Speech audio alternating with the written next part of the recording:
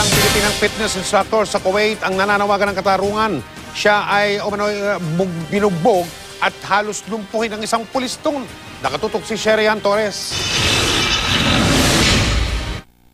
Bali ang dalawang kamay, basag ang tuhod at puno ng pasa sa katawan. Ito ang inabot ng isang Pilipinang fitness instructor sa Kuwait matapos umano siyang bugbugin ng isang pulis doon. Kwento ni Jenny, di niya tunay na pangalan. Nasa Kuwait Municipality sila noon ng kanyang dalawang katrabaho para hintayin ang release ng papeles ng kanyang health card.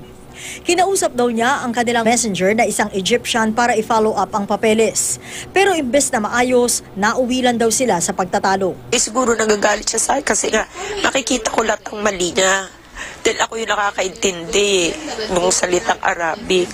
Umalis daw ang messenger at pagbalik, may kasama na itong Kuwaiti police.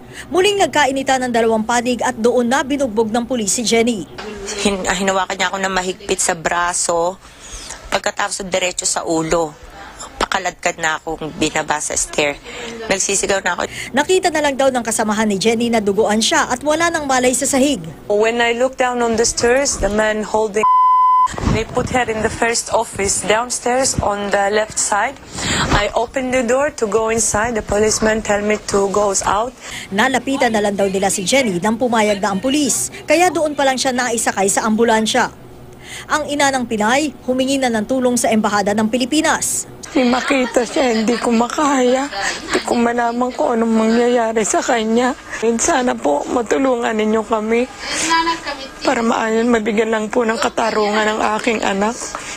Bumisita na si Consul General Raul Dado kasama ang abogado ng Embahada para alamin ang kalagayan ng Pinay na nagpapagaling pa rin daw hanggang ngayon.